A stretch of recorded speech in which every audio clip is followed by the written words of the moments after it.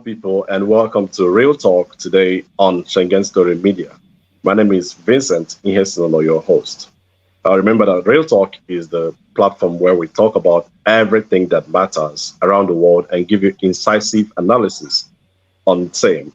Before we go ahead, we would run through the headlines making the rounds around the world, but I have to introduce first the members of the panel today, the Real Talk gang today.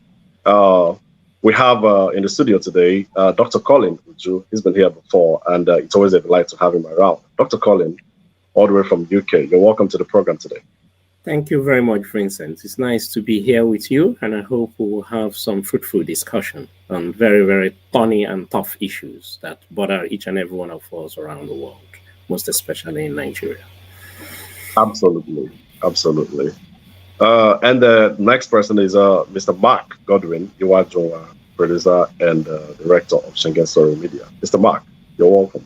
Good morning, my great friend Vincent Ihesinono. Thank you for having me again in this your very, very resourceful program. Thank you. But my pleasure. Let's go straight to the headlines making the rounds around the world. And of course, all attention is beamed on Afghanistan, where we hear that at least 3 people are reportedly killed amid the chaos at Kabul airport as U.S. troops fire in the air to disperse fleeing Afghans. Of course, with that development, we also know that flights have been suspended at Kabul airport as airlines reroute their planes. Meanwhile, there are a few commercial flights coming in over Afghanistan. And from the U.S., the U.S. Defense Secretary has said that the world is a more anxious place since Taliban's return to power.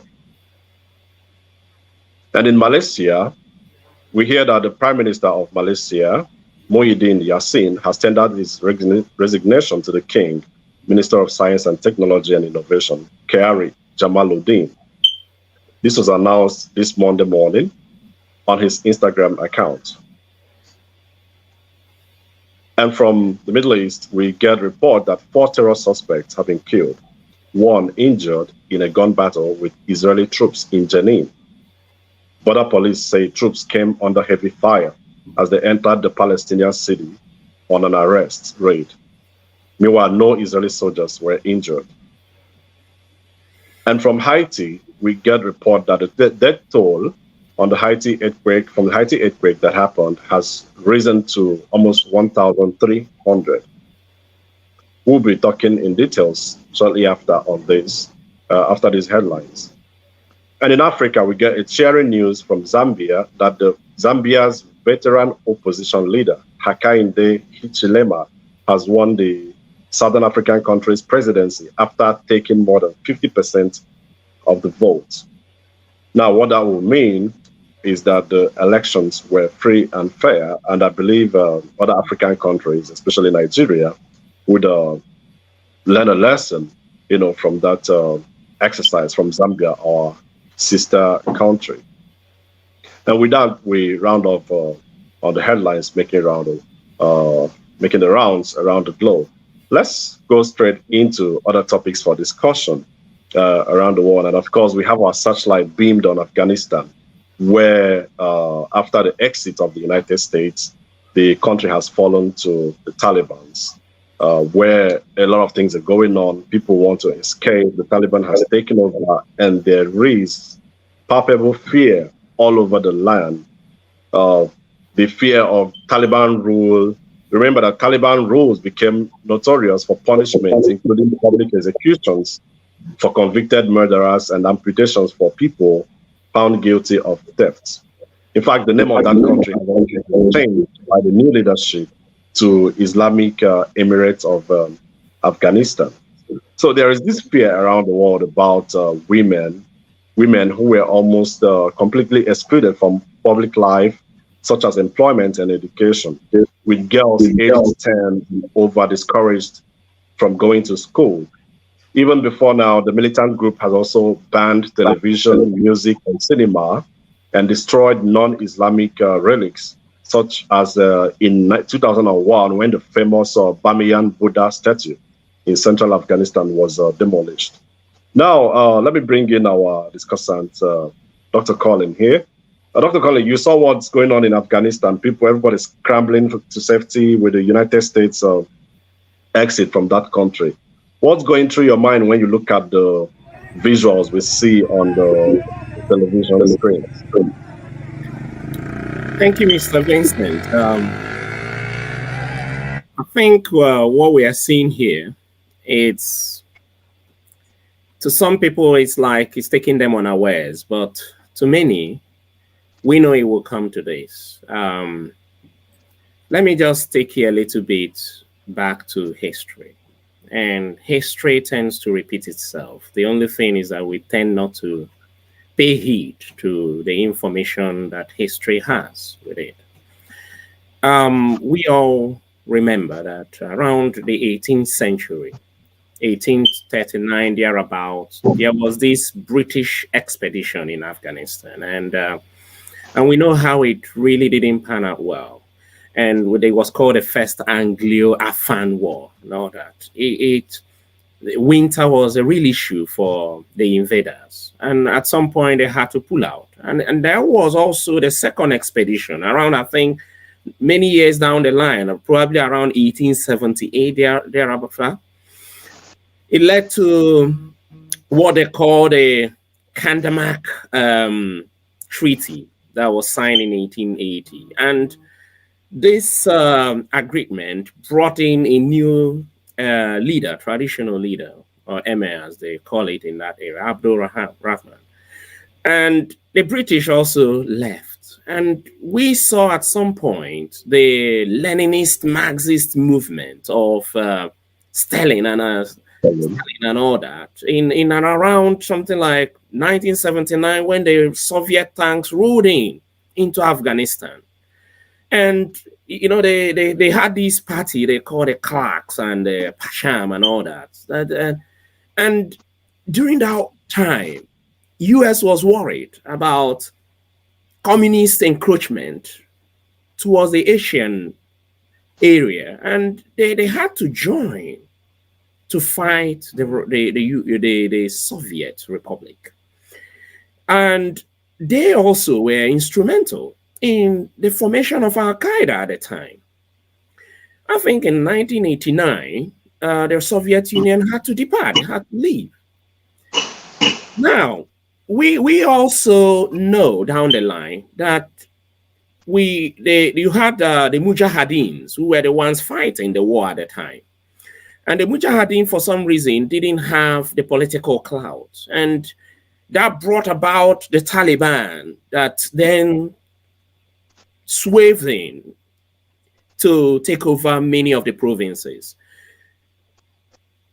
One thing they did wrong, they were good administrators. They had this Islamic agenda, yes. They had the Sharia law behind them. But they were good administrators. They bought into the people were part of them. One mistake they made was that they allowed Al-Qaeda in. And Al-Qaeda had that place as a stronghold. Osama bin Laden came in, took the place as a headquarters. And from there, we now know what then happened.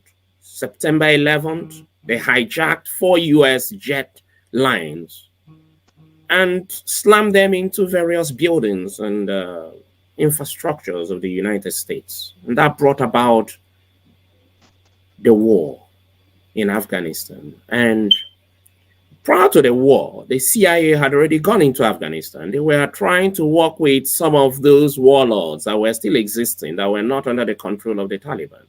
It didn't work. An outright war, Operation Enduring Freedom, was declared in October 7, I believe, 2001. They have been there since then till today. And a lot has been put in. They wanted to transform the country.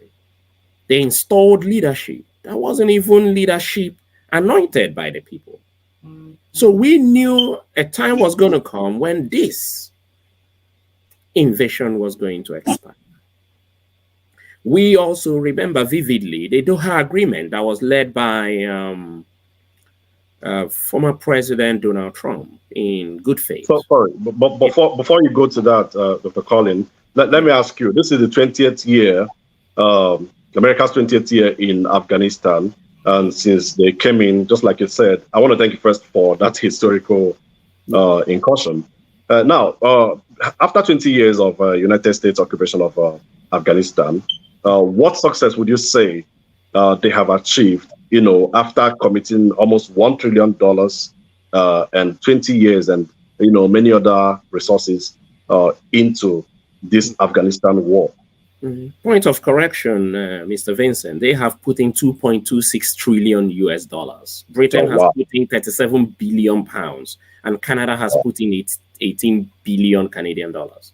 So it has taken a lot, but what have they achieved? We have to be hopeful that because bear in mind that if you were 20 years ago, you are now 40 years. So you are one of the commanders of the new Taliban.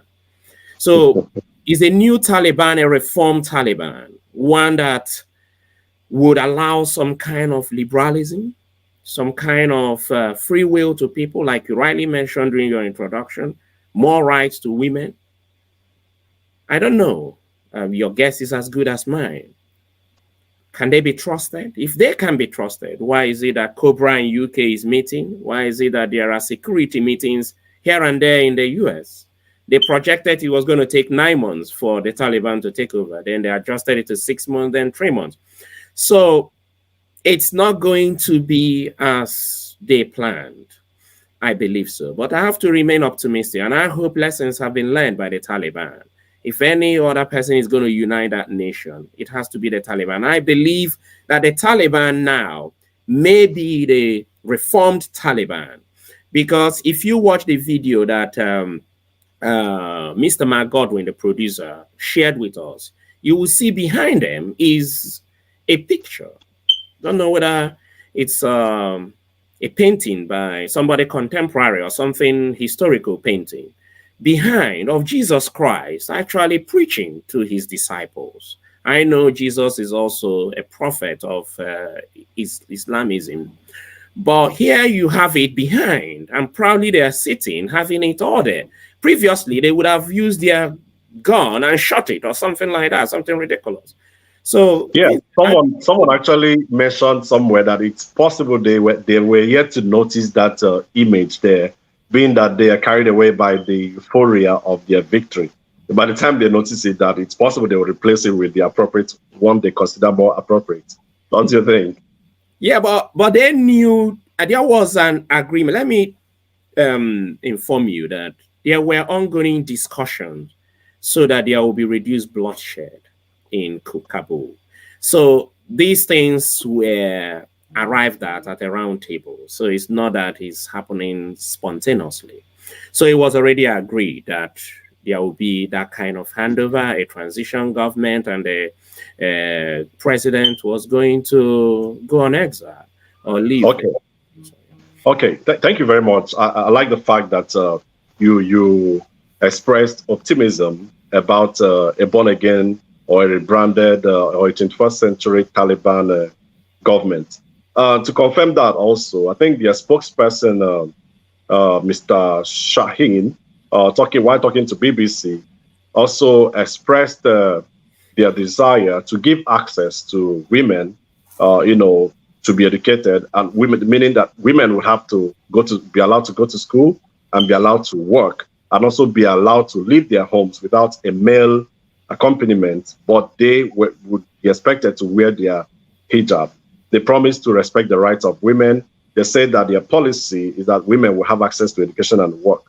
They also have ordered people not to leave the country, that they would need all the talent and the capacity, to grow the new country. But let me ask you, Mr. Mark, from what Collins said, the historical reference he made, Britain has been there in the 18th century. Russia has been there and failed. Now, US, talking about the Mongolians were also conquered by the Afghans, years back, centuries back. The British came and left, defeated. Russia came and left, defeated.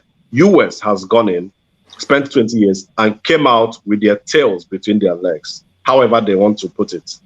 Now, what is this thing that drives the Taliban? Why is it difficult for so-called world powers to defeat them? That's a very good one. First of all, may I say that this is brilliant discussion going here. Dr. Uju is giving us great insights. And I wish a lot of history students will be listening to this. Coming to the Afghanistan situation, it's a serious thing happening there. Right before our eyes, events is proceeding, and some of these events also is out of control. What we see is a country that is landlocked with a different mindset of people. The Afghans are people that have a totally different mindset. And out of that territory, we see the Taliban. The Taliban are Islamic organization, militant one for that matter, with that Sharia belief. They believe in Sharia, even though now they are trying to say it's an innovative kind of Sharia law. So, but it's something is really brewing there, and that could boomerang around the world. It could have some effect around the world, obviously. Why the Western world probably could not have had control over the Afghan is because the West don't really understand these people very much. And that's why you see America and some of these NATO organizations putting out institutes and structures inside Taliban, Kabul, to study the people, to understand the people. But it's still hard for them to do that because these are first of all, these are hardened people. The land itself is landlocked with mountains and hills and thick forests, and so people coming out from such a location have a different kind of mindset from what you have here in the West. So they are. In other words, you mean that they are ideologically driven, and it's actually difficult to conquer, ideologies. If a war being fought with ideologies, right? That's it. That's more like what I'm trying to say. So you have a situation where we're looking at a people that are hell bent in their ideology and hard to conquer. And they have been fighting all their life. Yes, and when you have this belief of dying for Allah and going to heaven to get seven virgin, obviously, whoever thinks like that doesn't see death as a deterrent. They don't see death as a deterrent. Exactly, they don't see as we see. So he wants to die. He wants to die. He has something better waiting for him, like he believes. So this makes them also think hardcore. Their thoughts are hardcore. They go all out for what they want to do. They go all out. See how they're just taking over the whole country. Now, Afghan is being ruled by an Islamized organization called Taliban. That's just what it is. And the great Dr. Uju has given us some high points there. So yeah, I'll come back to Dr. Colin just in a moment. I like the fact that you mentioned a lot of people have said it, a lot of scholars have said it, how difficult it is to conquer, a people driven by ideology and a people who's known war, who's been fighting all their life. But looking around the world, especially, let's beam our searchlights now on Africa, our dear Nigeria. We have a similar situation in Nigeria, Dr. Colin. And are there lessons to learn here, considering that we have a group of people with similar tendencies in Nigeria? For instance, in the north, they are practicing Sharia. In fact, in Kano State, we have the Hisba police who seem to have grown stronger than the state police. And again, we are facing this terror threat by bandits, Boko Haram, headsmen, masquerading in different forms, but targeted towards a common goal. is Nigeria facing any such threats of, the terrorists, the people, terrorists in Nigeria taking over government any soon? And thanks, Mr. Vincent, and thanks, Mike Godwin. Just before I answer the question, let me add some few points to what Mike Godwin said earlier. As you well know, or may have envisaged, the topography of Afghanistan helps for guerrilla warfare. It's highly mountainous and a lot of forest as well. And these mountain alpine areas are intertwined with Pakistan, sorry. And because of fate, what it means is that these Taliban warriors can easily run into Pakistan. They can easily go into natural caves and hide, and all these heavy bombing by America may not get to them. Number two as well is that there is something, a resentment to the invasion idea. Anybody that is coming into that country is seen as an invader. So if you are going to defeat whatever that is happening there, you need to work with the locals, you need to work with the warlords, you need to work with well-established institutions that are there already. But so some of these is just to add to what Mr. Godwin said. Now, going direct to answering your question, Nigeria, it's a unique case. And just to take you a bit to history, the British conquerors or colonial masters who governed Nigeria at a time in history, they had, when they amalgamated Nigeria in 1914, they had a different approach to governance. They had what they called a direct rule for the southern territories or provinces, and they had the indirect rule up in the north. So Islamic agenda has always been there in the north, while in the south, our way of life, our African traditional religion was conquered and defeated and destroyed completely. So that meant that in the north, they still hold tenaciously to their religious belief, albeit the fact that some of them can be so cruel and rejected by civil society. On whether they are going to conquer Nigeria, I doubt. One is that we know that some of these people are also insurgents, some of them coming from Chad, some of them coming from Niger, infiltrating into Nigeria. And to give you an idea that they might be, some of them might be insurgents, is that they are killing without minding who you are, whether you're a Muslim, and even Muslims, they have factions as well. You have the Sunnis, you have the Shiites and all that, you have the Mujahideen, and they are killing everybody they are seeing that crosses their path to this extremist Islamic ideology. The Nigerian government is not doing enough to challenge them. It's not doing enough to stop them. There is and sometimes playing the devil advocate, when the Nigerian government wants to take them up directly, you see tribalism start playing. Even Buhari at some point, when he was the opposition, was also siding Boko Haram, saying that, oh, no, you are killing our people, that they are not terrorists. So tribalism is a key issue. But whether they would conquer Nigeria, it's just wishful thinking. I don't think it's going to happen. And there is no need for scaremongering. Thanks, Vincent. Well, thank you very much, Dr. Colin. Many would want to disagree with you, especially seeing that these insurgents are growing on a daily basis in capacity and strength. We saw them recently bring down, in fact, they've been bringing down airplanes, military airplanes that made attempts, to attack them.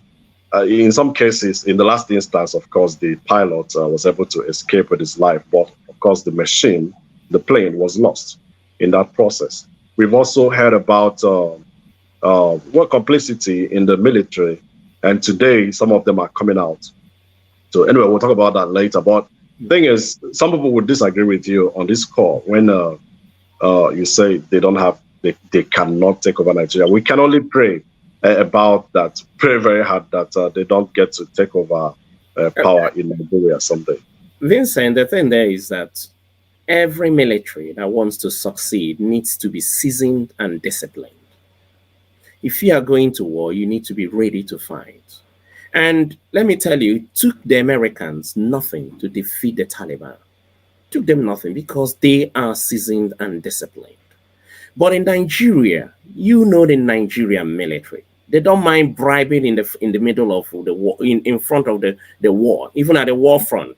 They are taking bribe. So even the aircraft that was supplied, they must have shortchanged themselves. Look, look, the Taliban taking over Afghanistan in 1 week is that the Afan military are corrupt and not disciplined. That's it. Terrorists don't wake up and win you like that. No. They win you because they know that you are deficient. And what is making you deficient is in you. And they capitalize on those weaknesses. That's it. Thank you very much, Dr. Colin, on that call. Let's go straight to the next item on our list for discussion, and that's the earthquake in Haiti. It was part of our news headlines where we talked about the rising numbers, which is almost getting to 1,300 in death toll. The death toll from the magnitude 7.2 earthquake that battered Haiti is said to have risen to at least 1,300 as rescuers race to find survivors amid the rubble ahead of a potential deluge from an approaching storm. Saturday's earthquake also left at least 5,700 people injured in the Caribbean nation, with thousands and more displaced from their destroyed or damaged homes. The survivors can be seen in that video. In some areas are sheltering in the streets or soccer fields with their few salvaged belongings, while overloaded hospitals scramble to help those who were injured. We know that Haiti has faced a lot of trouble recently. The country is already struggling with the coronavirus pandemic and then a presidential assassination. This is the same country whose president was assassinated recently by violent gangsters. And now this has happened. While we reach out to these people, our hearts go out to these people over their calamity. I want to bring in Mr. Mark here to give us an insight into what he thinks about what's going on in Haiti. Mr. Mark, are you there? Mr. Mark? Yeah, can you hear me? Okay, if Mr. Mark is not available. Can you hear me, Mr. Mark? Yes, I can hear you. Okay, Dr. Colin, let me take your opinion. Let me, mind your thoughts on what's going on in Haiti at the moment. This is a humanitarian crisis, as we can see. What goes through your mind when you look at those images of this poor country that has been bedeviled by a lot of disaster? All right, thank you, Mr. Vincent, for that contemporary question. My thoughts and prayers are with the people of Haiti at this time. They have seen quite a lot in recent past. But before I delve into it, traditionally I try to put things into context and give some people some educational mental thinking about what is happening. Because I read somewhere where somebody said that they believe a lot in witches and all that, and that is why they are suffering. But that is completely not true. Now, I need to take you a little bit to what is happening in the ground. Okay, in the ground, the earth has a lot of these plates. We call them tectonic plates. And where these plates meet, you form what we call fault lines. And you see a lot of these fault lines around the western coast of America, right up from Canada, right down to United States of America, Mexico, Chile, right to the end of South America. And within the Caribbean area, you have this concentric ring of destructive fault lines. These destructive fault lines are also seen in the Pacific area around Japan, right down to the to Australia and New Zealand. So that's where it curves up. And also you see it also around the Mediterranean belt or sea. You see it a little bit. So Africa is spared. Where you're living, Vincent, is spared. Where I am is also spared. So these things are happening underneath. There are many things that can cause tremor. Volcano can. But these are the key things. And you have what we call an epicenter. An epicenter is where it shakes the most. And as we well know, this shake happened near Port-au-Prince, in the city of Las Cases in Haiti. And that was even seen far and beyond that area, not just only in that area. They felt a wave. It's 7.2 magnitude on the Richter scale. It's very heavy by all standards, pushing down buildings, churches, etc., halls. It was felt even in Bahamas, Dominican Republic, and Jamaica, and Puerto Rico, even in Caribbean island owned by America, and Cuba as well. Is heavy. And where the devastating effect of earthquakes generally is, if it happens underwater, any underwater river body pushes a hurricane.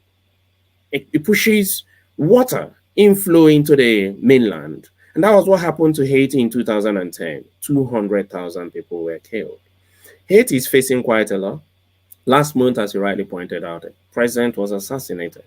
And that brought in Ariel Henry as the new prime minister. So they are facing a lot. It's a humanitarian issue. And I think it is time for the international community to come to the aid of Haiti. This is time. If there is, I know that Biden has given an order for that support, and I believe that other countries are doing more.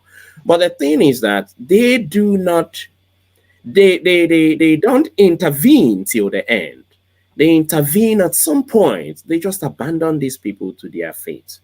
So I will leave it at this, Mr. Vincent. Many thanks, Dr. Colin, on that great insight. You always, I'm always marveled by your level of knowledge, the depth of your knowledge on things outside your scope of qualification. Mr. Mark, I was trying to get to you the other time. Yes. Can you hear me now? Yes, very clear. I was hearing you that time too. Can you hear me? Yeah, I can hear you now. Good. Yes, Dr. Collins has said it all. Like he said, he gives very good insight into issues. Oh yes. What we see in Haiti is very sad. As of this morning, 1,300 people are dead under those structures. I mean, imagine a building collapsing on people, and that's not really. It's sad. It's gruesome. It's really, really sad. So, like Dr. Idru said, people don't come to the aid that much to the Haitians when these catastrophes happen, and we'll be having it. In fact, as at last week, we were still talking on the refugee settlement in Port-au-Prince, where about a million point something people are there, refugees living without being cared for. In fact, the facilities provided is below human what normally they give to refugees. They are living more like in shanties and not too pleasant living condition. So Haiti is going through so much, coupled with the president that was killed, that was assassinated, and so much going on politically. There's so much confusion in Haiti now. Right about now, Haiti needs intervention.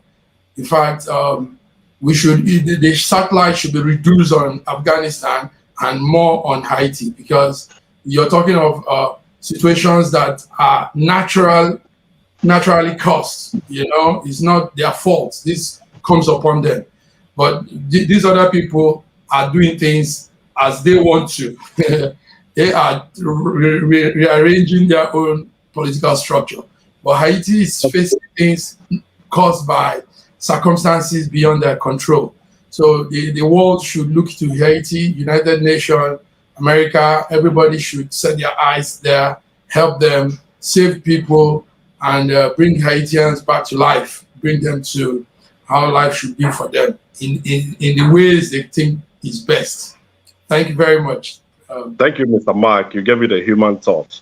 I've seen all these things happening in Haiti, makes me, want to cry. Imagine living in such a country where you are living under permanent, threat of natural disasters all the time. If you're not being pursued by natural disasters, criminals, violence, gang violence, you're living under such threat. But beyond the speeches, long speeches, and sympathy messages from people around the world, are there more that the world can do to save Haiti from, future occurrence of this kind of events, Dr. Collins? Yes, Mr. Vincent, there is quite a lot that can be done. There is a lot that has not yet been explored. And I know that there was a time not long ago where we had the Oxfam scandal, and it had to do with Haiti, where Oxfam, a charity organization that went to intervene, many of their staff were abusing the young girls sexually and all that. So, and we know as well the fact that there is corruption, massive corruption in the country. So many of the aids given by the international community may not be filtering down to those who are in need of it.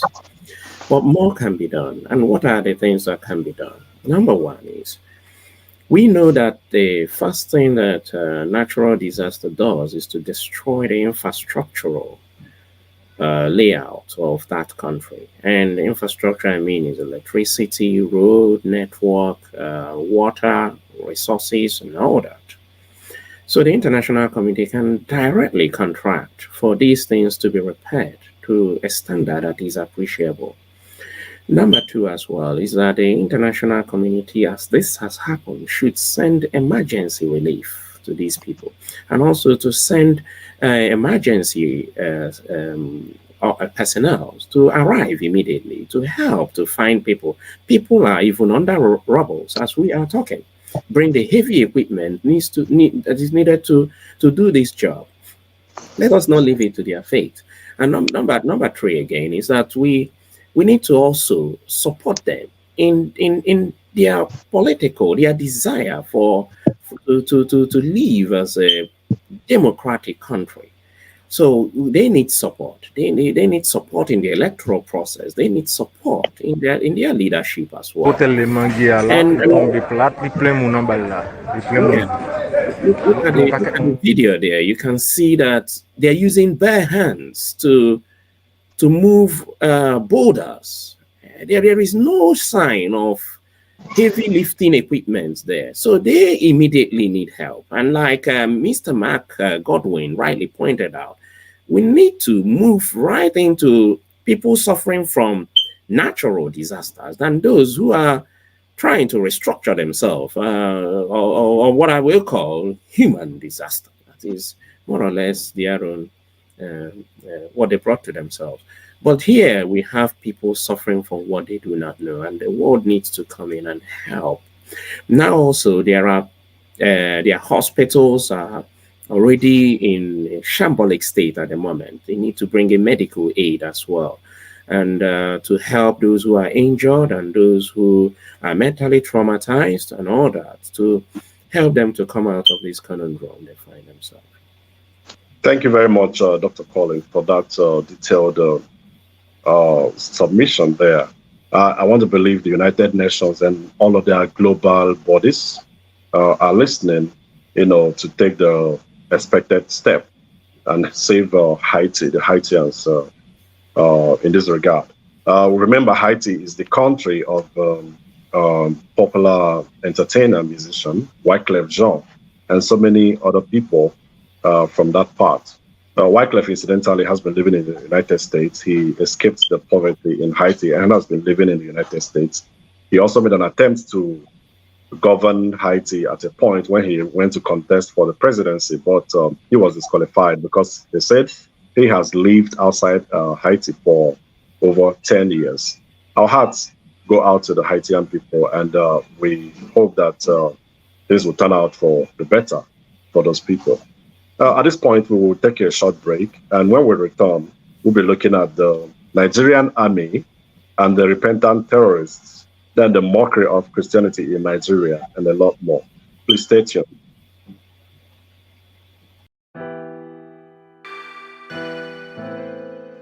Schengen Story magazine is an African international bi-monthly magazine based in Milan, Italy, and founded in 2016. The publication focuses on personalities, fashion, style, entrepreneurship, and culture for Africans. Though articles on food, movies, fitness, music, travel, sports, technology, and books are also featured. Our lives full of best stories. A lot can happen in a month. Expand your mind, change your world. Get Schengen Story magazine's full editions. Celebrating Africans make an impact. Read better, the inside story. Your fashion magazine for a better lifestyle. Inspiring stories for you. Your monthly dose of entertainment. A better mind keeping you updated. Hashtag Schengen Story magazine. Get Schengen Story magazine full editions. Okay, so you're welcome back to Real Talk on Schengen Story Media. I am your host, Vincent Inhesinolo, and I have in the studio two gentlemen who has been giving insightful analysis on trending global issues. We have Dr. Colin Uju all the way from United Kingdom, and Mr. Mark in Italy, Mr. Mark Godwin. You are Jonwa. Thank you very much. Thank you very much, Mr. Vincent. Okay. So let's go straight to the next topic there, and that's talking about Nigerian army and the repentant terrorists. We saw recently in the news where the insurgents who has been fighting for years with the Nigerian military, kidnapping people, killing people, stealing goods, committing all sorts of criminal activities against the people, all of a sudden turning their people to say they are surrendering and to the Nigerian military and seeking for forgiveness in the hands of Nigerians. And that's after having committed all these atrocities, killing people, making widows, making people childless, making people orphans, making people homeless. We have millions of people at the IDPs as a result of the criminal activities of these people. And today, they were seen carrying placards asking to be forgiven by the Nigerian military. And we also got reports, though unconfirmed, that they are being reintegrated into the system. We have heard government officials say that these people, yes, when pardoned, can actually be reintegrated into the military. And with what's going on, what we see going on in Afghanistan, Taliban's taking over, are we not worried that these people might turn out tomorrow to become dangerous? We know that there are people who were forgiven in the past, serving today in the military. We haven't asked questions why the military planes are crashing, why military exercises get frustrated at the end, why military men get ambushed on the way to attack the insurgents in the bushes. Dr. Colin, I would like to hear what you think about this exercise of forgiving, pardoning, repentant terrorists in Nigeria. Yeah, thanks, Mr. Vincent. Let me take you to the Geneva Convention on Warfare and how people you capture are called prisoners of war and the rights which they have as well. It's not new for forgiveness to be granted to combatants or military people in the name of peace. We know full well that that is the current agenda of Biden with reference to what is happening in Afghanistan and the Doha Agreement to release these prisoners within a certain time given. So the thing there is, What we do not know with certainty is whether these people are Boko Haram members, because we have gotten reports of the military using these things as PR shows. And if they are repentant Boko Haram members, how have they helped the Nigerian military in the name of covert information to actually arrest the hardened ones that are still in the forest causing mayhem? Because if you're saying that you are a former militant in the forest or terrorist, you would hold some information, vital information. So how have they helped the military? Personally, I have doubt that these people might even be terrorists. With what is going on in Nigeria, that they are members of Boko Haram, I have real doubt. But bear in mind that there is also a recent report, though not fully verified, that the leader of Boko Haram was killed. And whenever a leader of that nature, but bear in mind, we have heard many times he has been killed. I can't count how many times now. But but in this case, he was killed by ISWAP and not the Nigerian military. Yes, absolutely. I get that. But the thing is that he has been killed. If it's true, it means that there is void in leadership, is that not? And when there is void in leadership, followers tend to scatter and tend to turning themselves to the authorities. So yes, I understand it was done by the ISWAP. But bear in mind, tomorrow you will still hear him release a speech somewhere. So we don't know really which one is true or not. But nonetheless, I think if genuinely they are repentant, they should be giving information to the government to tackle the hardened one rather than joining the Nigerian military. I will not subscribe to them joining the Nigerian military. Nigeria has very high unemployment rate. There are many people who have not committed crime of this nature who can be employed to join the Nigerian military. So what's the essence in getting these people to become members of the Nigerian military? But I believe they can be rehabilitated. And I think everything mustn't end in killing people. They can be rehabilitated. They can be reoriented. They can be reintegrated back into the society. Yeah, thank you very much. We have also seen reports where people alleged that this is actually a plan, on their list of strategies. When it looks like the military is beginning to pound them, or when they become choiceless, they, adopt this measure, understanding properly the Geneva Conventions you cited there, and knowing that they are entitled to such rights if they voluntarily turn in themselves to the military forces. Now, we have also seen instances where so-called repented insurgents returned to the trenches to continue fighting.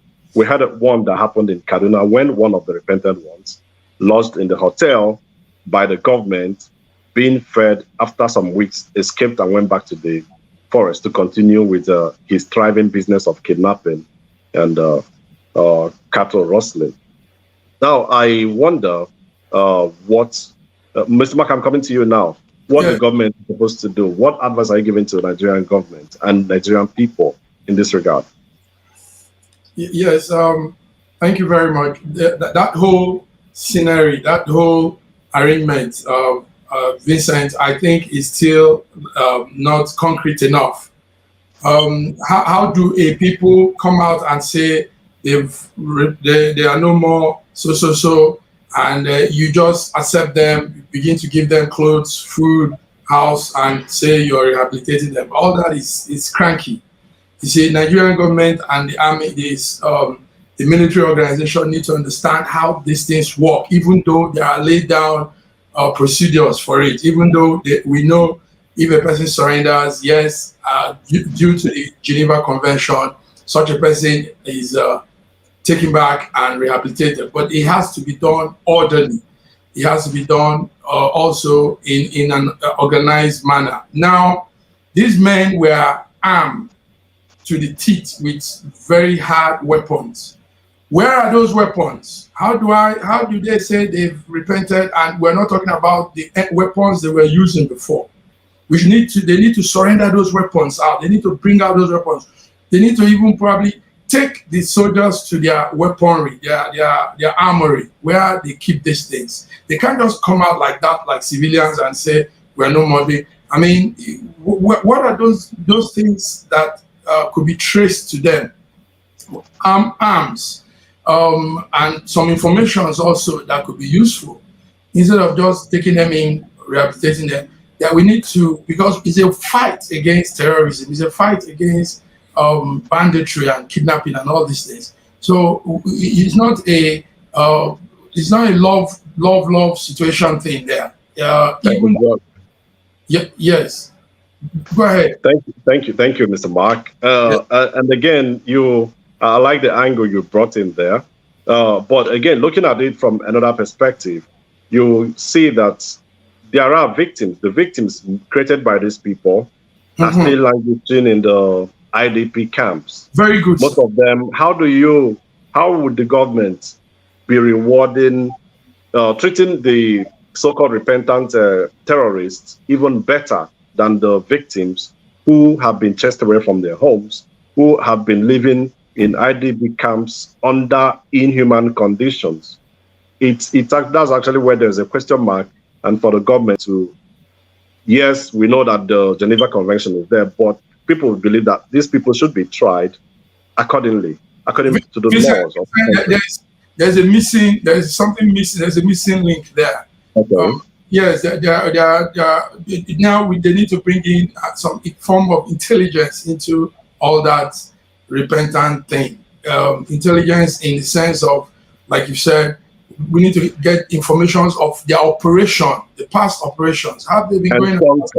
And sponsors mainly, because most of the people you see are foot soldiers and not the big guys. Not the big guys. Then also, like Dr. Ju was saying, how are we sure these are true Boko Haram soldiers? How one of the news claimed that there is a so-called PRO, their public relation officer.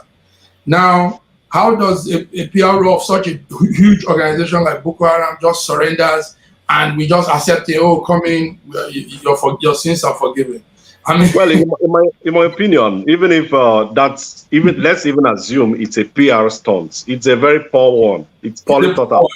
Because what the people want to see is the demolished camps of the Boko Haram and not repented insurgents. We want to see Boko Haram groaning under, military bombardment. We want to see the military planes that have been paid for, put to use at the Boko Haram camps and not repented men. That's not what we want to see. These guys have killed people. They deserve to be treated mercilessly by the military. But then, whatever we see, we take, and from here, it's good to know that Nigerians are awake and listening and complaining, calling out the Nigerian military to do the right thing. If whatever is good for the goose is good for the gander too. We have seen in the southeast, other parts of the country, where we even had the Attorney General of the Federation, Mr. Malami, meeting the idea of labeling the Yoruba nation agitators as terrorist group, just like he labeled the IPOB. Meanwhile, these guys are not known to be violent. These guys are only protesting, agitating, which falls under their constitutional rights. A lot of things that the Nigerian government are doing wrong makes it suspect that the government is actually in support of these activities. You cannot be treating such insurgents with kid gloves when actually you have the military equipment to prosecute the war against these people. Well, on that note, we round off that comment, hoping that the Nigerian government will listen and do the right thing that would draw accolades from the people. Let's move to the next issue here in Nigeria, which has been trending for the past 1 week, the mockery of Christianity in Nigeria. Christianity now is a big enterprise in Nigeria, so to speak. The churches are booming. There are big churches. There are churches everywhere. Churches are ubiquitous. On every street, you see churches, different signboards, different branches of big churches, all over the place, scattered all over the place like business centers. And then the kind of tales you hear from these churches actually are mind-boggling. A popular preacher and prophet in Nigeria, TB Joshua, who died recently, was called out by another controversial pastor, Chris Okotie. Chris Okotie said TB Joshua was a wizard. That is this and a man magician that was with this Roman official. The Bible calls him, number 1, a sorcerer. Number 2, a false prophet. Number 3, a Jew. Number 4, Bar Jesus is his name. Remember what I just said. He's called a sorcerer. He's called a false prophet. He is called a Jew. He is called Bar Jesus. Now let me analyze this for you. You see, the word sorcerer comes from the Greek word magos, which means a magician. So a better translation would be that this man is a magician, but he carries a Bible around with him and calls himself a prophet, that he is a servant of Almighty God. So the Bible tells us that he is not, that he is a false prophet. He's a false prophet. Pseudo-prophetess is the Greek phrase. That's the controversial pastor Chris Okotie there, where he called out the late TB Joshua of the Synagogue of God mission. TB Joshua actually was a faith preacher and a prophetic healer who attracted men from all over the world and was quite known for some of his philanthropic activities. But then, not just Chris Okotie, many others have called him out, claiming he practiced magic and all that, all in the name of God. And in response to what Chris Okotie said, another controversial pastor, now it's war in Christendom, from what we're seeing. Another controversial pastor, Pastor Chukwuemeka Ohanemere, popularly known on the social media as Odumeje or Indaboski, calls his name himself. He addresses himself, as different things. Odumeje, Indaboski, the war, calls himself everything, and he's a darling of social media buffs in Nigeria. And he, in a recent video during one of his church services, said that what Chris Okotie deserved was a dirty slap for insulting TB Joshua. Immediately after the job, and so do I, the lion himself. We are not in this world to enjoy anything with you. My fellow prophet Emmanuel TB Joshua did his duty without a social man, but the lion became a social man, and you are still talking. He is not a social man, and you are still talking. I want to correct a stupid person that I want to speak something. And that was a man that don't want the general to rest in peace and allow their family to mourn the general. And this man is Chris Okotie. Young man, we have respected you enough, and I have never seen you done anything in this life. I have never seen you save any soul. I have never seen you done one miracle that TB Joshua have ever done. But you come out and say that TB Joshua is a devil, and you started to analyze the ways. When I answer Emmanuel, that means I am a devil to answer the name of my father. When I name my church synagogue, because you have right to name your son your name. You have right to your son to answer your name. If you answer the name of Jesus Christ, is it wrong? Does it mean that we are Christ? And we must answer the name of our father. And you start to come out and start to try to prove yourself. And you wake up one day and said that they appointed you. You have sent messages to many parties and tell them that you are the president of this nation. When I looking at you, I see that you are possessed. Now, these two men, that was Odumeje there in Daboski. I forgot to also mention that he addresses himself as the lion himself. Really, this is war in Christendom indeed. And Dr. Colin, I don't know, are you a practicing Christian? What do you make of this war of the holy men, the men of God? What do you think of this whole development? Oh, yes. Thanks, Mr. Vincent. I'm a Christian, and it's warring. I strongly believe that Jesus Christ is being crucified a second time, and also that we are selling Jesus at a discount. Nonetheless, I do not have the powers to overtly criticize anybody and his belief. We have freedom of religion, freedom to practice whatever we want to practice. And I want to take you a bit through the annals of history on what has been happening with Christendom. Christianity is a way of life, and no matter what comes to it, it will surely survive. We also have heard about the Reformation era, and where it used to be Catholic faith predominantly, and the Reformation era brought in the Anglo Catholics and all that, and how the king at the time, Henry VIII, was quite forceful around transformation and ensuring that something like Virgin Mary is not even talked about. And now you can see that we have passed through those phases. We are now in the era whereby Christianity is now like a showbiz. It's like kind of macabre dance. And we are now being forced to play along with it. But nonetheless, let's understand that it is a religion, highly revered by many, and is a religion of salvation for humanity. Even the civil society, the laws of the civil society today all over the world has borrowed a leaf from what Jesus Christ has actually mandated us to do: love one another as he has loved us. So whether it is warring, yes, it is indeed.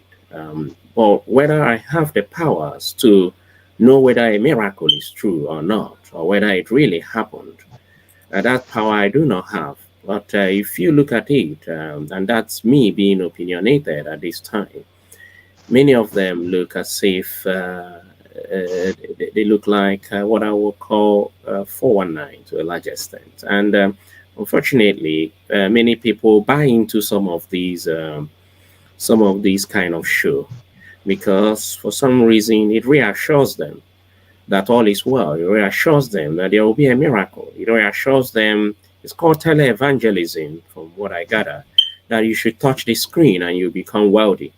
If you want to be wealthy, go and work. Go and use your brain. That is how to become wealthy. Jesus Christ is not about wealth. When Jesus Christ talks about wealth in the Bible, he's talking about the wealth of the spirit. The wealth. Okay. So all right. We'll get back. We'll get to that one where they talk about wealth. Thank you for that insight. Mr. Mark, Christianity, like Colin said, is actually meant to preach salvation, most importantly. But here we have seen these men of God act as judges and gods of men. What have you got to say to that? We are seeing comedy being played out in the name of Christianity. That's what I would say. It's interesting to be seeing this, and sometimes you begin to wonder, if men claim to be this super strong in Africa, in Nigeria, why haven't they impacted lives and improved our economy and improved things in the hearts of men? Why are they? Look at what they are saying. All they are saying is, when the white man sees this, he laughs the more, because this one claims to have power, this one claims all these things they claim to have. Still, our country is in shambles. Still, people live in squalor. They help people financially. It doesn't make anything impact in those people's life. They give them little peanuts, and they claim to have all these supernatural powers, and nobody is thinking of using those powers probably to arrange things economically, technologically. Oh yes, and that brings us to what Pastor Suleiman of the Omega Fire Ministries did recently in the United States. In fact, these men are always in the news for one controversy or the other. We saw him praying for miracle money, and we saw people claim to receive alerts, phone alerts for money credited into their bank accounts, from nowhere. According to Suleiman, they said it's the angels of God, the Holy Spirit, that credited those accounts. Now, a Nigerian YouTuber, Israel Balogun, made a video and called out Pastor Suleiman, claiming that these are fake miracles. When they claim that people received I flew into Abuja this morning. The police, Israel had flown in yesterday to honor the invitation extended to him by the Nigerian police, the Force Criminal Intelligence and Investigation Department, pursuant to a petition filed by Apostle Johnson Suleiman, who is the founder of the Omega Fire Ministries. Now I came in with my clients, as I said, we got in here past 10. If you look at the time, this is 4 minutes past 7. So cumulatively, we have spent over 7 hours, over 8 hours, 8 hours plus, just to respond to a petition over what I consider to be a very funny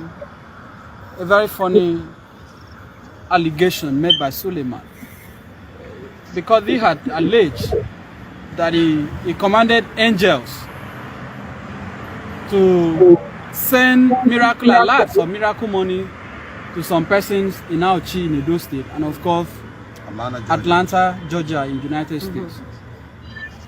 My client Israel came out, disavowed, debunked, and of course challenged the credibility and the veracity of those claims, which for us remains outlandish, remains false, irresponsible, and incapable of being proved, clearly unsubstantiated. So we came here.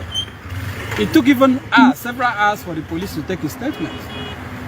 There were a lot of arguments, back and forth, altercations at some point, and instances where I felt these had gone beyond voluntary statement. This was about trying to force somebody to implicate himself. Of course, we refused to be intimidated. So that also led to a series of things that I may not want to say here. Okay, now, that's after all said and done, we met with that video was actually a rather longer video, but it shows the lawyer to the man whom Pastor Suleiman, caused the police to arrest, because he asked Pastor Suleiman to provide proofs that the angels actually credited the bank account of his members. Now, instead of the police to, actually carry out the investigation, they arrested the guy and detained him. And that's his lawyer, the barrister Inibehe Effiong, addressing the press on that matter. Now, this is another shocking story, that the pastor who actually caused his angels to credit alerts could have actually have caused his angels to credit the account of this man for him to believe. They say seeing is believing. But he didn't do this. Instead, he called the police to arrest the guy and detain him for hours on end. Are you not scandalized by these developments, Mr. Mark? It's all funny. I'm red with laughter here, because we keep making a mockery. So we keep making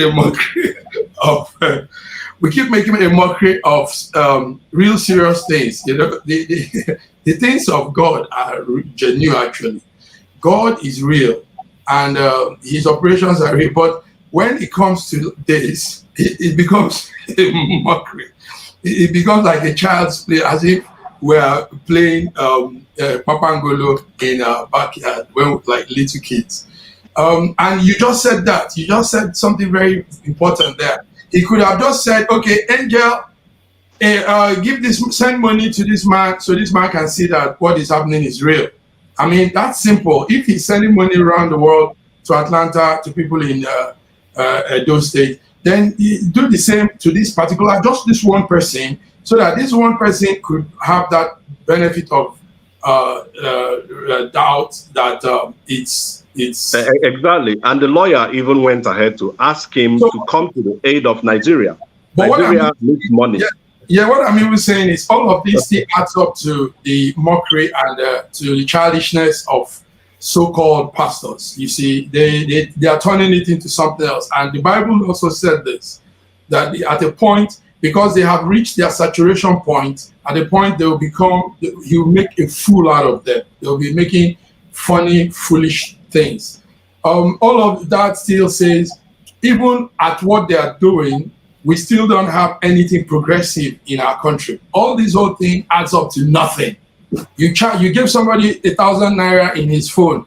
After that, what next? I mean, look at the country. We're still backward in everything. And these men claim to have power. Why can't they fix the lights, the electricity? Why can't they create jobs and create factories, create industries, do things that will really impact people? Not you give them 1,000 naira in their phone. The person will go and buy pop-off and akara and a granite, and that is it. And I mean, all this. What is all this? It's childish, my brother. Dr. Colin, you want to say something on this? Yeah, just to add to what Mark said, like I said, this is opinionated, and if you check the Bible, you see that Jesus doesn't even do his miracle to authenticate anybody or to convince anybody. He's led by the Spirit. So that's their own argument. They can argue that fact that, look, I was led by the Spirit to pay this money into the other person's account. But nonetheless, another thing is arrest of Israel Balogun. I hope he has been released. From what I heard, he has been released. Is that not correct? It's correct. He's been released. So I think it's a good thing. It was absolutely wrong to have used the enforcement agents of the country to do this kind of operation. And we have been seeing this a lot. Remember the Hush Puppy Abu Kari case and the person arrested and tortured? Remember that's the reason why we had a SARS protest. The brutality of the police and SARS protest, yeah. So these things need to stop. It doesn't make sense. If he wants to take a case, it's not a criminal case. He Suleiman, can take a civil case against Israel Balogun. And when he gets to court, he will be obligated to explain how the miracle money got into these accounts. So because you have to establish the premise before you can now logically lead to a conclusion that this guy is defaming your character or whatever. Absolutely. So it's outlandish, as the lawyer rightly said, and I don't think it's going to end any soon, because generally in Nigeria people like all these miracle things and they believe so much in it. But we need to start moving forward and leave all these religious gara-gara. I call it gara-gara because it's just nothing. Actually, there is no end. There is no end to the kind of funny stories you hear from churches in Nigeria. The next one we're going to talk about is not a miracle this time, or it's beyond a miracle. It's more than a miracle that a pastor of a church who was, attending to a troubled marriage ended up marrying the wife of the member who came to report his troubled marriage to him. And that member actually went to social media to publish photos of his, traditional marriage to the woman in question, his traditional marriage and his wedding, some 11, 12 years ago. He posted everything on the social media. He also did a video explaining everything about their marriage. The woman also came out to say that the man has been, maltreating her in the marriage, that she wasn't happy in the marriage. Meanwhile, the other general overseer who married the woman also had his wife, the wife of almost 30 years. He had children. Even his first son had come out to, denounce the new marriage of his father, saying he didn't know any other woman but his own mom. These things are actually, funny and at the same time shocking that they are happening, emanating from the house of God. Oh, Dr. Colin, are you shocked by this development? How shocked are you exactly? I'm gobsmacked, yeah. It's shocking. And would I say I'm bemused? Not at all. Not surprised at all. the thing there is there no case of bigamy here? Are they married in court? Because I thought you have to go through divorce before you then marry another one. So so it's unbelievable. But the only error they are making here is if they didn't divorce before marrying again. But if they did divorce before marrying again, I don't think they have committed any offense whatsoever.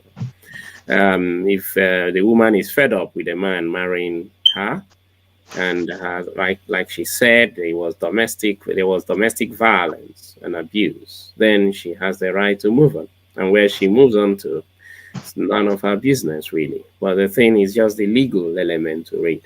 And number two is were they having an affair prior to this? Was the pastor having an affair with the woman before this? And whilst being married and being a pastor as well? It makes everything so complicated. It makes everything so dirty and not so clean. But nonetheless, that's Christianity, in a new form of Christianity in Nigeria. And I think we can do better than this. Yeah. Well, thank you, Dr. Colin. I like the legal angle you brought in. But incidentally, in this case, there was no court marriage. They were just wedded in the church and in the traditional ways. And from the records available to us, there was no refund of dowry, from the woman's family to the former husband, before she moved on. Same way for the pastor who recently was said to have celebrated his 30th marriage anniversary to his first wife, and all of a sudden, boom, he weds this other woman. Those are the kind of things we see in the churches. Mr. Mark. Well, sorry, Vincent, to interject before you go in, Mr. Mark. The Suleiman, I also heard that he said that the God revealed to him not to appear in court. Yes, he said that. Now, if God refused him not to appear in court, why did he initially take the case? Bring in the police to settle the matter. Yes, I've actually asked the angels to deal with the guy. These are really, they're just making a mockery. You see, when you're far from that location called Nigeria, and you listen and hear this, you see how the black man thinks. And when you also mingle with, I'm not saying the white people are superior, but when you mingle with them, you will see that somehow our reasoning in Africa, in Nigeria, is very low. The things we take as priority, the things that matters to us are things that are of no consequence. No, you begin to wonder what brought us to this level of life where we reason like this, we do things like this. Why do we do like this? I mean, talking about spirituality in this form, making something very, very serious. Our spiritual life is a serious thing. It's not a joke. Jesus did not come to die for people to be making all this stuff and doing all this. And like Dr. Uju said, which I'm now thinking, Jesus did not authenticate his miracles. He doesn't need to prove to people who he was. And that was because he was serious. It's a serious thing. So, but it came to Africa, and look how it's been played out, making a mockery of it, turning it to child's play, even if probably the other man has true confirmation that angels were doing this, but the way he presents it now becomes like a child's play. The way he puts it out to the public, you now begin to wonder if he's serious. So, but if it were these other people, the Westerners, they wouldn't go about it like this. Smooth. Thank you. That's all right, Mr. Mark. You were almost had me thinking you are one of those pastors too. Someone challenged me and said, "Oh no, that Jesus authenticates. He told the leper to go and show the priest." But the thing we have is that people don't read the Bible. Okay. If you go to the Old Testament, the only person who can certify a leper free is the yes, because no matter what healing you get anywhere, that was the tradition then. Yes. So he was sending the leper so that he can be certified free. Yes. Free, yeah, before he can rejoin the society. Exactly. Exactly. Before we go ahead, I want to make it clear to our viewers that we have nothing against these pastors or their churches or even Christianity. We are only reacting to the stories emanating from, those churches and Christendom. Okay, let's go ahead to the last item on our list, and that's the botched sit-at-home strategy of the IPOB in Nigeria. Remember that last Monday, the indigenous people of Biafra, IPOB in Nigeria, had declared a sit-at-home every Monday, starting with last Monday. They said they're going to be doing that as a way of protesting against the continued detention of their embattled leader, Mazi Nnamdi Kanu, who's under detention with the DSS in Nigeria, Directorate of Secret Services in Nigeria. Now, that policy actually made a lot of condemnation from, around the country, majorly from the Igbo tribe, the Igbo elites. Those people who argued against it actually said it was going to contribute to killing of the economy, the poor economy of the Southeast, people of Igbo land. And in reaction to that, the leadership of IPOB issued a statement calling for opinions from people, whether they should go ahead with the every Monday sit at home or, make some adjustments. At the end of the day, they came out with an order saying that they would be sitting at home no longer on Mondays, but on each day that their leader would be going to court in Nigeria. That sounded more reasonable to people, but we're surprised today, Monday, that people defied that order and are sitting at home. The streets of the Southeast are deserted, and people who are responding to the earlier cancellation of that order are being chased home, by IPOB enforcers, sending them home to go sit down. And this means that the foot soldiers are now going against the order given by the top hierarchy of IPOB. Dr. Colin, you have always followed this development, from the Southeast, from the IPOB brothers. What do you have to say about this development? Does it mean that all is not well in IPOB? I don't think it means that all is not well in IPOB. I think IPOB is a well-organized organization. So although Nnamdi Kanu is being incarcerated, I think they have a chain of operation. So I don't think so. I think this is more or less like a reflection on their own part, which is a kudos to them. And when somebody does something right, we give the person credit. I think they have reflected, because one thing with Igbo person, an Igbo person might put himself at risk, but when it comes to his children, he takes that seriously. So remember, there was a NECO exam that many of them have already missed, and WAEC as well, a NECO maths exam they have missed, and I heard WAEC maths also is on a Monday. So if they continue, therefore these children are going to miss both maths, and maths is crucial if you're going to gain an admission into the university, no matter the subject, it seems, actually. So I think it wasn't a well thought through action, but they have reflected on it and reneged. Now there is a disconnect generally in every movement like this between leadership and followership. So you will be seeing sporadic reactions here and there where people are still thinking that there is still that sit-at-home order. Nonetheless, I have to mention that, look, they have the right to shut down.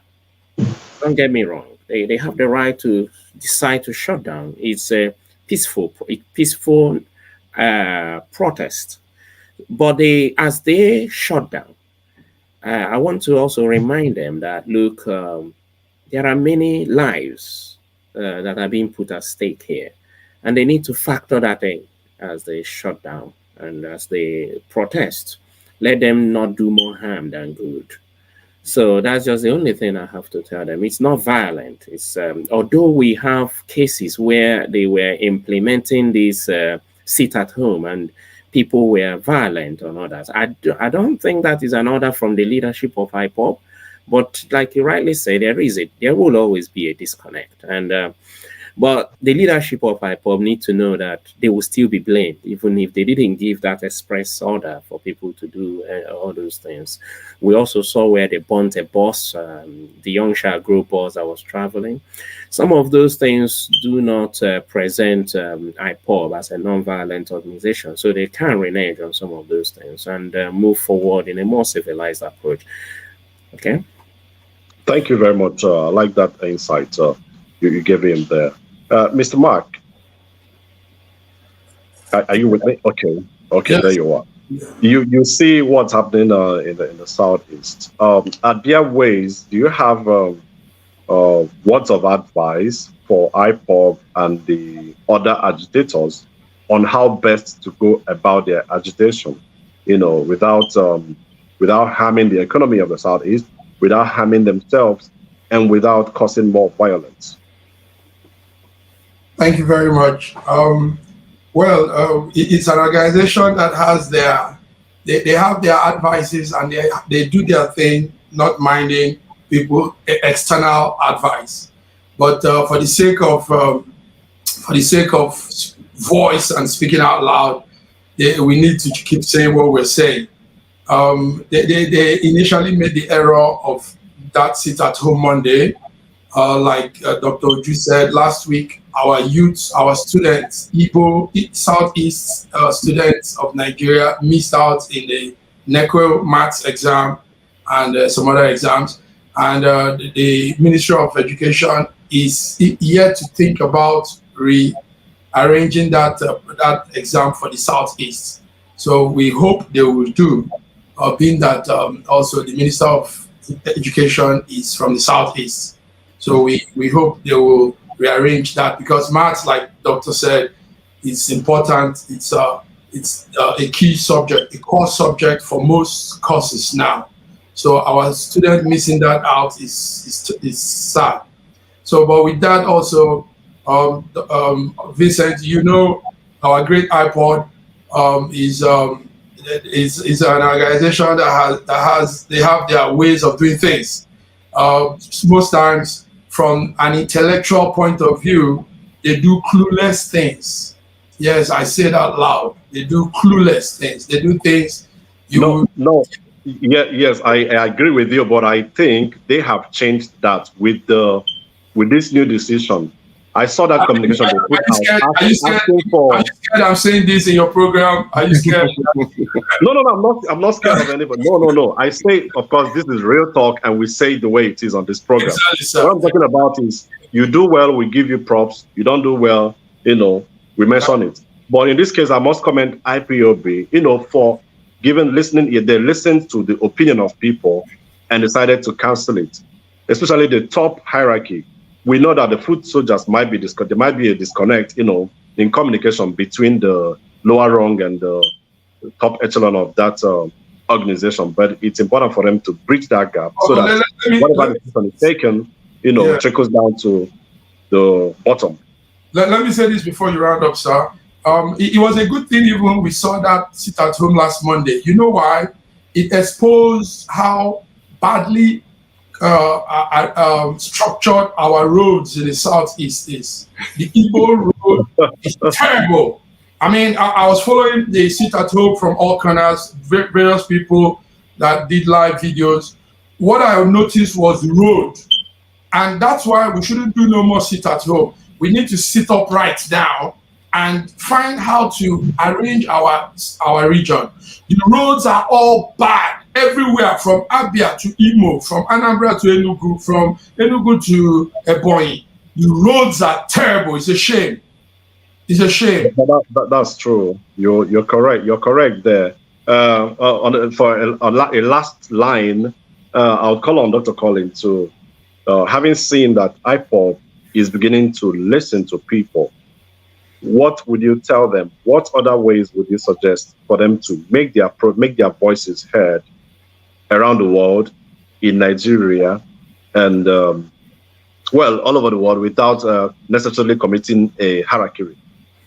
All right.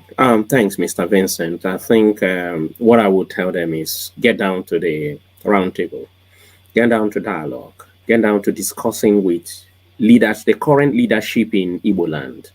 Get down to discussing with people, gain some of these insight, like they did a kind of survey that made them to change their mind. Let them also discuss with people far more, so that they carry people along. Leadership is about taking people with you. So, like Mr. Mark Godwin pointed out, the roads are really bad. I travel often, and the roads are the role of the governors. The governors, and these governors are our brothers. They are not Northerners. They are not Yoruba people. They are brothers. And do you know that fake allocation to, let me just broaden it a bit so you can understand what I'm saying, really. Let me put the old Biafran map, okay, the southeast, eastern, is it the eastern central region? East Central State. East Central State, let me use that. Do you know that because of 13% derivation formula, these people are giving billions allocation?